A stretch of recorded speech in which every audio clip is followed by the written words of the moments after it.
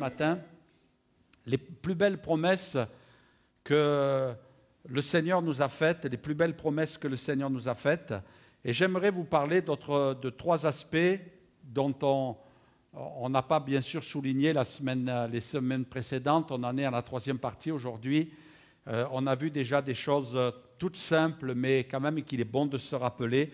Et on était parti sur ce texte de base de l'Épître de Pierre, où il est dit « Sa divine puissance nous a donné tout ce qui contribue à la vie et à la piété, au moyen de la connaissance de celui qui nous a appelés par sa propre gloire et par sa vertu.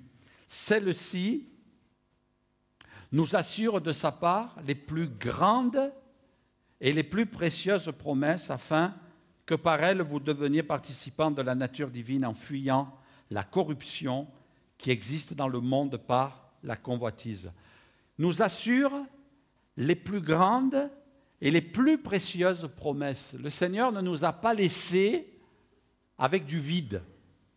Il nous a laissés non pas avec un héritage palpable, mais il nous a laissés avec des promesses. Des promesses. Je vous fais des promesses. Et dans la parole de Dieu, il y a toutes sortes de promesses. Je disais la semaine dernière, quelqu'un un jour a compté, il a arrondi, mais il a dit qu'il a trouvé 35 000 promesses dans la parole de Dieu. En la lisant, en voyant ce que Dieu laissait sur le cœur de l'humanité, Dieu nous a fait des promesses. Dieu nous a laissé des promesses. Et les promesses, Dieu nous invite à nous y attacher. Quelquefois, elles s'accomplissent rapidement, quelquefois, elles tardent, comme par exemple celle du retour de Jésus. Et là, j'aimerais en souligner quelques-unes. Et Dieu nous dit que c'est au moyen de sa connaissance. Le fait de connaître ce que Dieu nous dit. Et notre nourriture, elle est là. Notre force, elle est là. La parole de Dieu. Dieu nous a laissé sa parole. Et il nous dit de la lire, de la méditer pour développer notre connaissance. La connaissance, elle ne fait pas tout. Mais elle est nécessaire.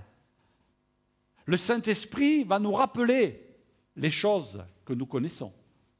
Il ne nous rappellera pas ce que nous ne connaissons pas. Il nous rappellera ce que nous avons entendu dans les prédications, il nous rappellera ce que nous avons lu. Il faut se nourrir de la parole de Dieu. Même quelquefois, des gens me disent « Pasteur, je lis, il y a des choses que je ne comprends pas. » Ça ne fait rien.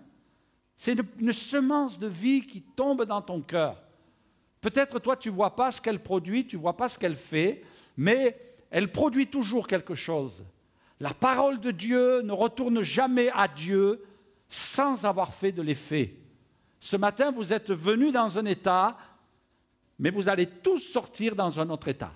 C'est obligé, parce que c'est l'œuvre de la parole de Dieu. Et c'est pour cela que Paul disait à Timothée, prêche la parole. Prêche la parole. Insiste, en toute occasion, favorable ou non, reprends, censure, exhorte. La parole de Dieu, elle est utile, elle est nécessaire, elle est indispensable. On en a besoin, il faut la méditer. Il y a même un homme qui a péché contre Dieu, et à un moment donné, il dit « Ah Seigneur, il faut que je serre ta parole dans mon cœur, afin de ne pas pécher contre toi. » J'ai besoin de la parole, elle est indispensable. J'aimerais vous montrer une petite photo, je l'ai bien aimée. La lecture de la Bible peut développer une dépendance. Alors attention. La lecture régulière de la Bible peut causer la perte de l'anxiété et de la peur, diminuer l'appétit pour le mensonge, la tricherie, le vol, la haine, l'impudicité, la colère, l'envie et la convoitise. Les symptômes inclus sont l'augmentation de l'amour, de la joie, de la compassion et de la satisfaction. Si ces symptômes persistent, simplement louez le Seigneur. Ah, j'ai trouvé que c'était bien. Il y a des gens intelligents sur la terre quand même. Hein. On avoue que nous, on était incapables de faire ça. Ah, j'ai trouvé que c'était bien, mais à la fois, ça révèle. Tu veux que ta vie change? Attention. Si tu veux que ta vie change, la Bible va le faire. Elle va te transformer, elle va agir en toi parce que Dieu nous fait des promesses. Ce qu'il dit, c'est vrai parce que Dieu n'est pas un menteur. Et puis Dieu veille sur sa parole pour l'accomplir. Il veille. C'est une des principales activités de Dieu que de veiller afin que ce qui est écrit là, ça s'accomplisse. Dans le monde entier, il y a des hommes et des femmes, des milliers, des millions, des centaines de millions qui ont mis leur confiance en Dieu. Amen. Au travers de la parole de Dieu. Elle continue à agir. Elle continue à transformer. Elle continue à changer des vies. La solution, elle est là. Elle est là. La connaissance va te permettre de saisir les promesses de Dieu. Et une des promesses que j'aimerais laisser sur votre cœur, peut-être elle va paraître élémentaire pour quelques-uns, mais j'aimerais vous montrer ce matin que ce n'est pas si élémentaire que ça. Parce qu'on a quelquefois un peu passé vite sur ce point-là, un peu trop vite. Et je rencontre beaucoup de gens, j'ai des entretiens, je les fais avec beaucoup de joie. Et puis si vous avez besoin, n'hésitez pas à prendre rendez-vous.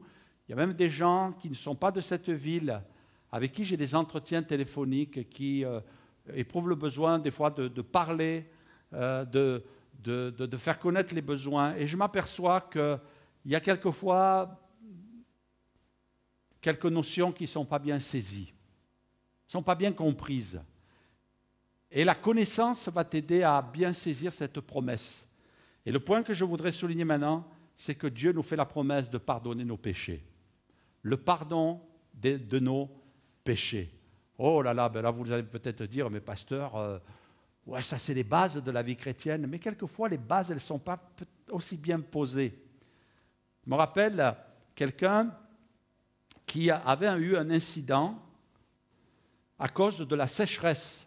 On est en pleine sécheresse. Vous savez que la sécheresse, elle est cause de problèmes dans le bâtiment.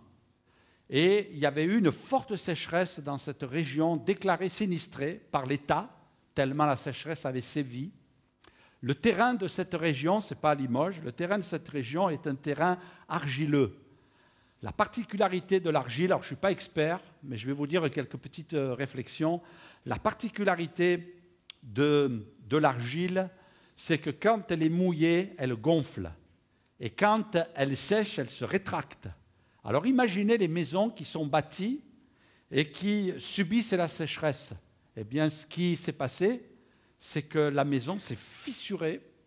Elle a même un petit peu basculé sur le côté à tel point que ça a fait des fentes dans les murs. Et alors, le propriétaire de cette maison, que je connais bien, qui est un membre de ma famille, eh bien, a pris le décret, parce qu'il faut le décret de la préfecture qui déclare que la zone est sinistrée, et vous l'envoyez à l'assurance. L'assurance envoie un expert qui examine votre maison, et puis les assurances prennent en charge les travaux. Et vous savez ce qu'on a fait ? On a creusé autour de la maison, et puis dans cette maison qu'on a creusée, on a coulé du béton, on a approfondi, on a développé, on a agrandi les fondations, et puis la maison a été stabilisée, et puis la sécheresse n'a plus d'effet sur cette maison, les fentes ont été comblées, les réparations ont été faites. Quelquefois dans notre vie, c'est un petit peu comme ça. Il y a des bases qui ont été posées, certes, mais il peut y avoir des sinistres dans notre vie, et ces sinistres peuvent des fois révéler que les bases sont mal posées. On peut sombrer dans le doute, on peut sombrer dans le découragement, on peut sombrer dans la culpabilité, notamment au sujet du péché, on peut se retrouver déstabilisé, on peut, quelquefois, j'ai entendu ça, quelqu'un me dire « je ne sais plus où j'en suis ». Je ne sais plus si je suis sauvé, je ne sais plus si je suis pardonné, je ne sais plus si le ciel existe. Et parce que les bases ont été mal posées, ou peut-être parce que la maison a été secouée, et il faut reposer des bases. C'est bon de reposer les bases, c'est bon de reposer les fondations dans notre vie. Et d'y revenir. Le pardon des péchés, c'est quelque chose de très important. Regardez ce qui est écrit, on va le lire ensemble dans l'évangile de Matthieu, chapitre 9, verset 1er. Jésus étant monté dans une barque, traversa la mer et alla dans sa ville. Et voici, on lui amena un paralytique couché sur un lit. Jésus, voyant leur foi, dit au paralytique, « Prends courage, mon enfant, tes péchés te sont pardonnés. » Sur quoi quelques scribes dirent au-dedans d'eux, « Cet homme blasphème. Et Jésus, connaissant leurs pensées, dit « Pourquoi avez-vous de mauvaises pensées dans vos cœurs? Car lequel est le plus aisé de dire « Tes péchés sont pardonnés » ou de dire « Lève-toi et marche ?» Or, afin que vous sachiez que le Fils de l'homme a sur la terre le pouvoir de pardonner les péchés, « Lève-toi, dit-il au paralytique, prends ton lit et va dans ta maison. » Et il se leva et s'en alla dans sa maison. Qu'est-ce qu'il faut retenir dans cette histoire? C'est vrai qu'il y a beaucoup de choses à dire, mais on va peut-être laisser de côté les choses qu'on a entendues régulièrement. Mais la première des choses que Jésus veut faire ressortir, c'est que lui va s'attarder sur l'invisible, alors que nous, on donne beaucoup trop d'importance au visible. Il y a un homme qui est paralysé, mais Jésus voit au-delà de la paralysie physique dans le corps de cet homme, il voit la paralysie spirituelle. Cet homme est paralysé. Et vous savez que quand on est paralysé, on ne peut pas bouger. Enfin, du moins, les membres qui sont paralysés ne peuvent pas se mettre en mouvement. Cet homme, avec une paralysie intérieure, spirituelle, celle du péché, il ne pouvait plus bouger. Il était vrillé, il était encerclé, il était comme ficelé pour que le spirituel lui transmette la guérison. Alors Jésus va commencer à déverrouiller le cœur de cet homme pour qu'il entre dans une dimension spirituelle et qu'il goûte au miracle, à la guérison. Et Jésus va déverrouiller. C'est pour ça que Jésus va dire « Oh, le problème numéro 1 dans la vie de cet homme, pour que le problème numéro 2 se règle, il faut régler le problème numéro 1. » Et le problème numéro 1, c'est le péché. Quelquefois, nous, on s'attarde sur ce qui est visible dans notre vie. Et le Seigneur dit, mais attends, le visible, c'est la conséquence de l'invisible. Le visible, c'est la conséquence de l'invisible. C'est pour ça que notre monde ne trouve pas de solution. Il n'a pas de solution. Moi, j'ai rien contre, mais quelquefois, on voit les psychologues mettre en évidence les problèmes des gens, mais ils les laissent avec leurs problèmes. Voilà, votre problème, c'est ça. Oui, d'accord, je suis venu, j'ai payé, mais j'aimerais bien que vous me donniez la solution. Ah ben, j'en ai pas. Et je crois que souvent, les gens se sont habitués à ça. On voit le visible et on donne plus d'importance au visible. Et on dit, oh, le problème, c'est le visible. Et Dieu nous dit, arrête, réfléchis un peu. Cherche peut-être dans l'invisible de ton cœur, dans l'intimité de ton cœur. Et commence à régler cela. Quelquefois, le visible ne se règle pas parce que c'est développé dans notre cœur le péché. Et le péché peut avoir différentes formes. Différentes formes.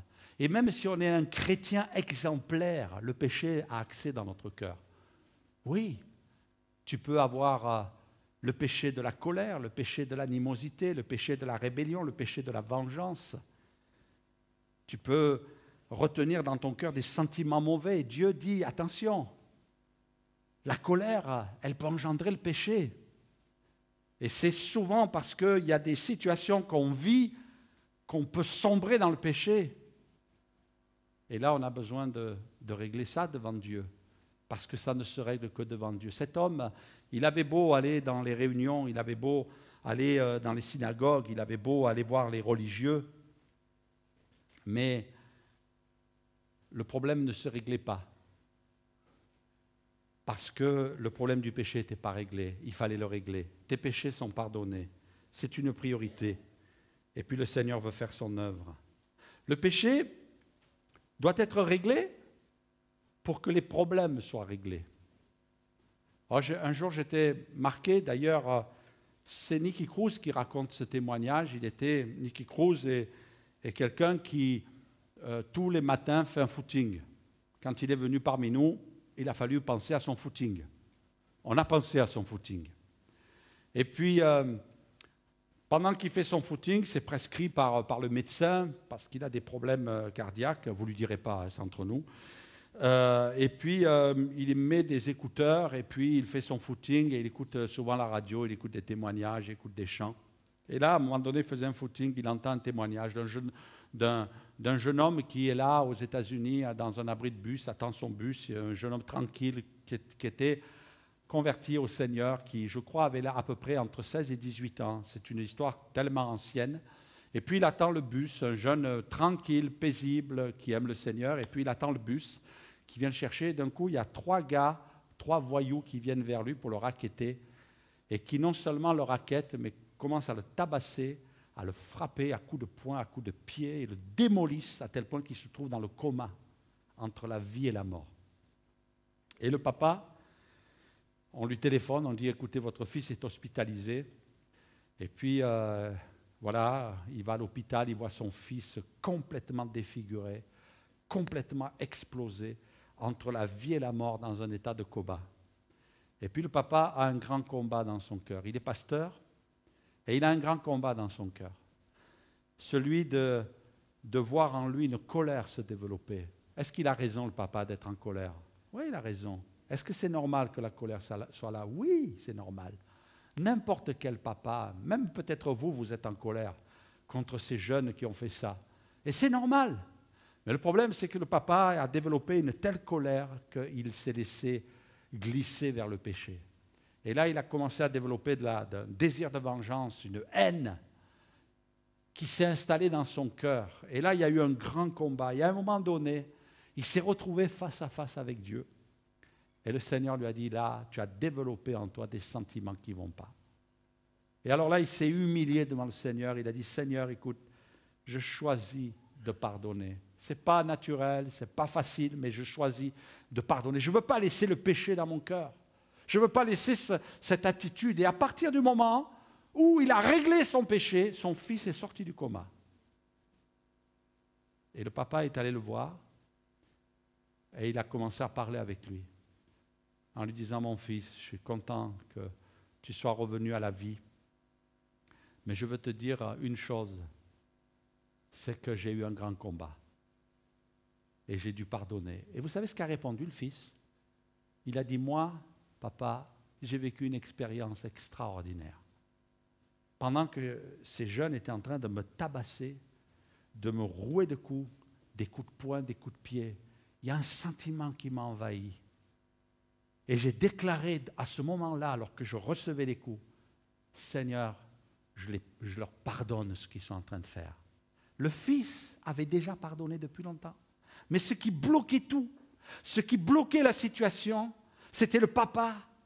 Le papa qui n'avait pas réglé ce sentiment dans son cœur. Oh, c'est vrai que tout le monde lui donnerait raison. Tout le monde lui donnerait raison. Mais pas Dieu. Pas Dieu. Il n'y a pas très longtemps de cela, j'ai vu une vidéo qui m'a bouleversé. Une maman, peut-être vous l'avez vue sur Internet, une maman qui se retrouve avec un jeune homme qui visiblement a l'air d'avoir 15 ans, 16 ans, 17 ans. Et ce jeune homme, il est là entouré de policiers parce qu'il a été condamné par la justice, parce qu'il a tué le fils de cette dame qui est devant lui. Et là, on entend cette femme, elle parle espagnol. Je ne comprends rien, mais il y a une traduction dessous. Et cette femme, elle regarde ce jeune en disant, tu sais, tu as tué mon fils. Il est mort, il n'est plus de ce monde, il me manque, je souffre terriblement. Mais j'ai choisi devant Dieu de te pardonner. Et elle commence à lui parler de Jésus, elle commence à lui parler de la croix. Elle n'a pas voulu, cette femme, laisser ce sentiment de colère, de haine, de révolte, qui engendre le péché dans son cœur. Même si elle avait raison, même si la justice lui donnait raison. Et puis elle regarde ce jeune et à un moment donné, il tourne la tête, elle lui prend le visage, elle dit « Regarde-moi dans les yeux ». Et là, il a du mal, ce jeune homme, à soutenir le regard de cette maman qui a perdu son fils, mais qui déclare avoir pardonné. Rien ne doit prendre place dans notre cœur. Le péché, c'est quelque chose de terrible, ça bloque.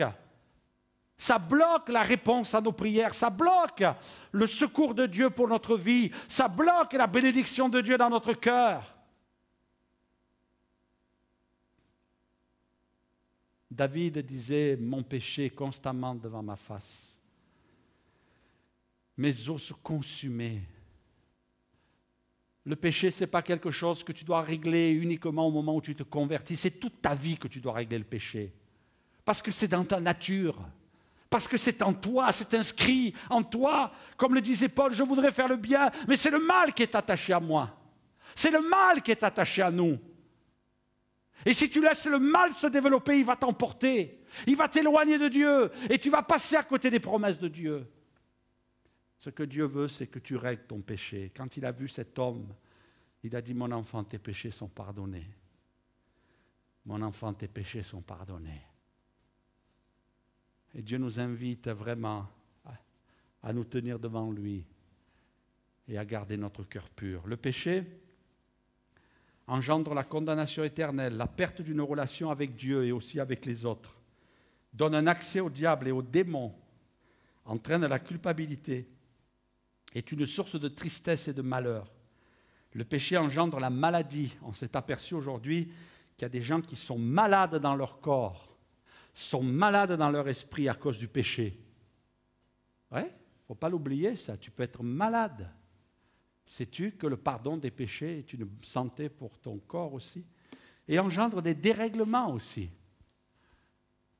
Aujourd'hui, de plus en plus, on glisse vers le péché, mais on est en train de voir des générations surgir de gens complètement désaxés.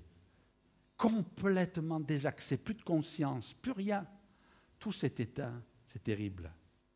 J'aimerais qu'on s'attarde quelques instants sur une vidéo. Je l'ai déjà passée il y a quelques temps, peut-être un an ou deux, mais j'aimerais la repasser ce matin parce qu'il y a besoin d'être au courant. Et puis les enfants, il y a une partie qui quand même va vous concerner parce que ça parle des addictions, de l'addiction d'Internet, de l'addiction de la pornographie. Et puis, ça a été fait quand même par des chrétiens. Alors, il n'y a pas de scène, vous verrez, même si c'est un petit peu subjectif, vous verrez, il n'y a pas de scène quand même déplacée.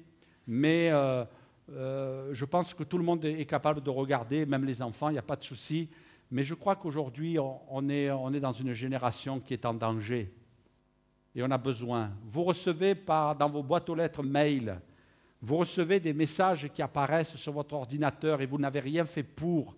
Des messages publicitaires, des choses qui vous amorcent pour vous entraîner quelquefois dans des dérèglements. Mais il faut vraiment régler notre péché devant Dieu et demander pardon, ne pas se laisser entraîner en banalisant les choses. Il ne faut pas les banaliser.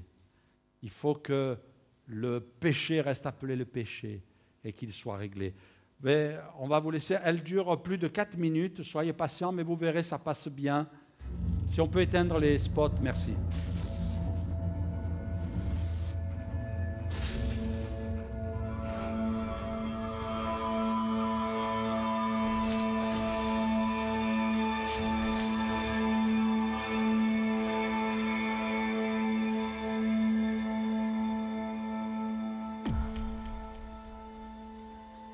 Hey. You doing your homework?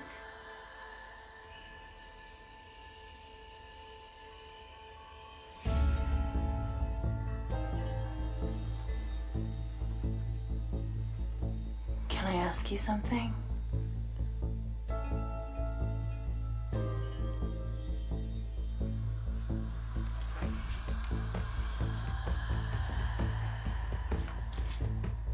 Do you think I'm pretty?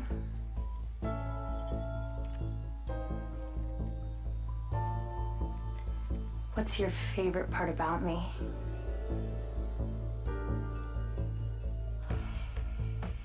Do you want to see more?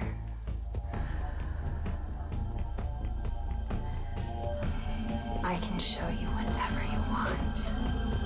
Honey, dinner's almost ready. What's wrong? Nothing. Okay, we'll finish up what you're doing and come on downstairs. Okay.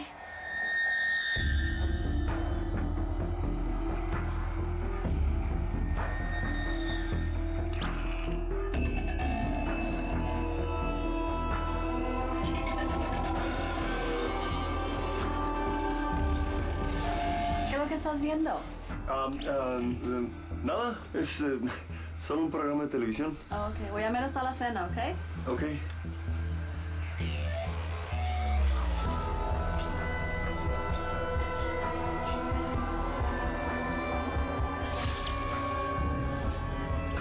tulungan mo ako maghain sa hapagkainan, ha? Opo. Felipe, la cena está lista. Come on, it's dinner time.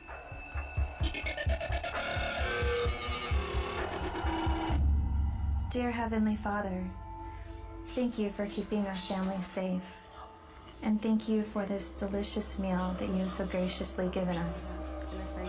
And thank you for keeping our family close and so full of love También for each para todos other. los abuelos que tenemos en la familia, que los cuiden mucho y también que toda la gente que necesita ayuda, que los ayuden Dios y también para esta familia bien especialmente Na pinaspasan para niyo ako todos. ng En el nombre mapagmahal del na asawa Padre. at ang mabuting anak na pinagkaloob niyo sa akin.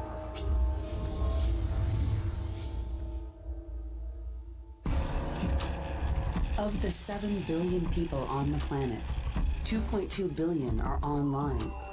There are 247 billion emails and 5 billion text messages sent every day. In 2010, the average person spent over 18 hours a week online. 40% of all children in the US will go online, and the internet has now surpassed TV as their choice in media. Every day, 2.5 billion pornographic emails are circulated. In fact, daily, 47% of kids receive pornographic spam. The latest statistics show that the average age of the first view of pornography is 9 years old.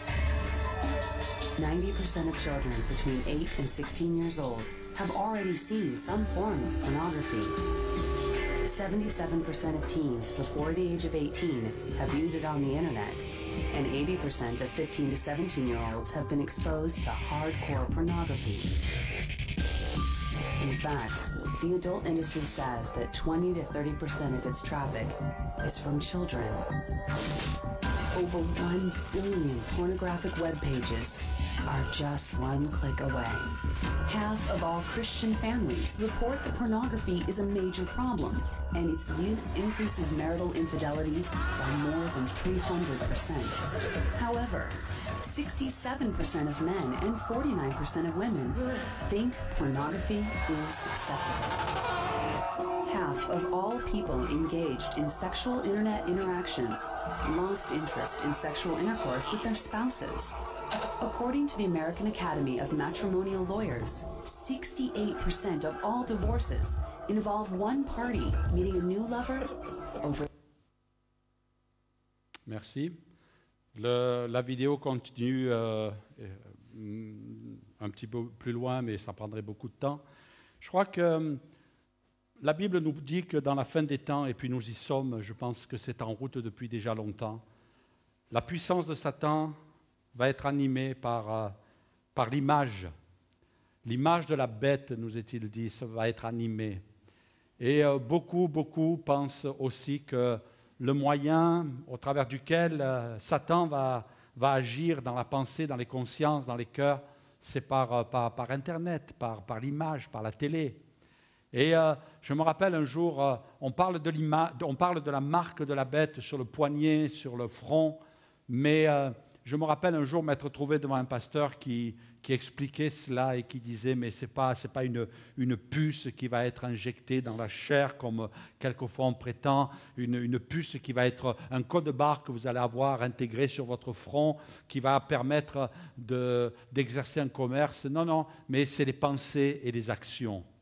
La tête, c'est l'image de la pensée, les mains, le poignet, c'est l'image de l'action. Et c'est vrai que le diable atteint nos pensées pour produire toutes sortes de mauvaises actions. Et c'est dans les pensées qu'il vient nous prendre. Et il nous faut faire attention de savoir doser, de savoir mesurer. C'est vrai que ça peut nous sauter dessus quelquefois. Mais Dieu nous invite à mettre comme des paravents, des protections dans nos vies afin de ne pas laisser le péché se développer. Je crois qu'on est en train de produire beaucoup de gens en souffrance, beaucoup de familles vont se diviser parce que la pornographie, c'est du mensonge, c'est de la tromperie.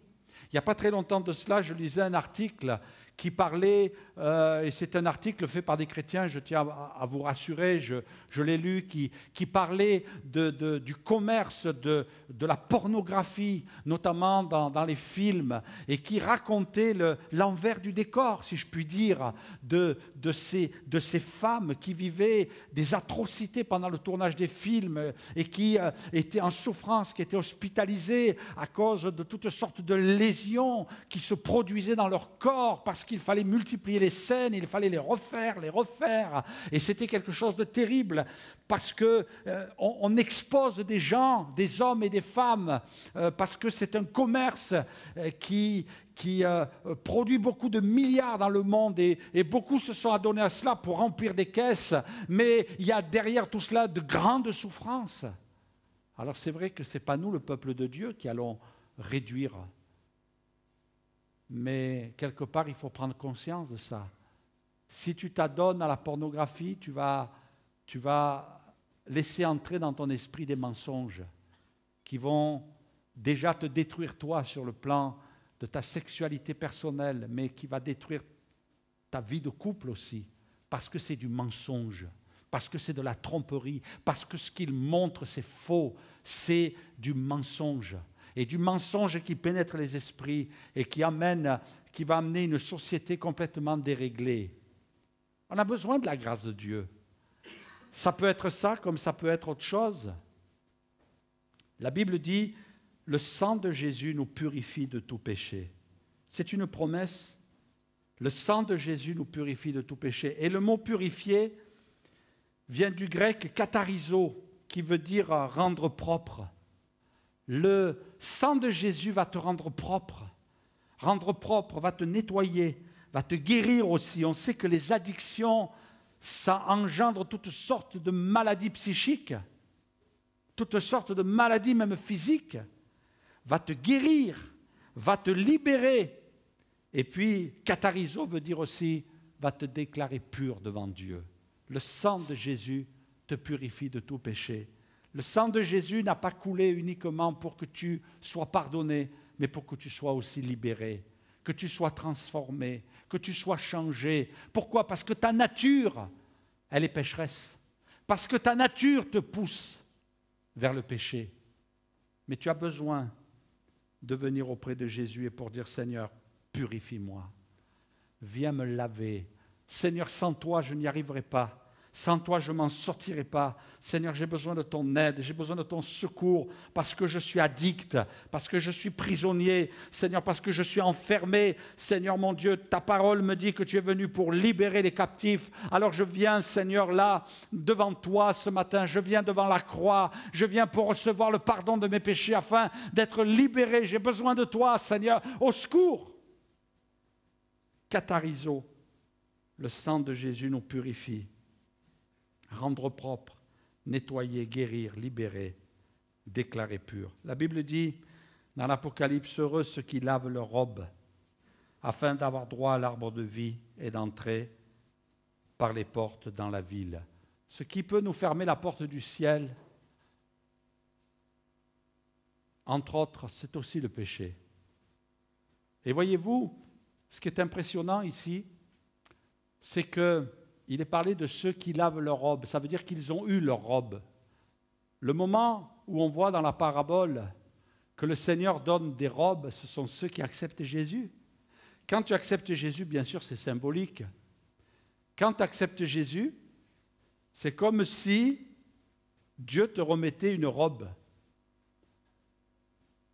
Et ta responsabilité, c'est de garder blanche cette robe. C'est de la garder blanche. Et quelquefois, il y a des taches qui viennent se faire, et c'est pas évident, hein?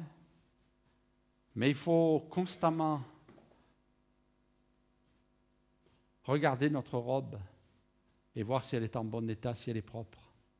Est-ce que de temps en temps, il t'arrive de regarder l'état, de regarder l'état de ta robe et de dire est-ce qu'elle est propre?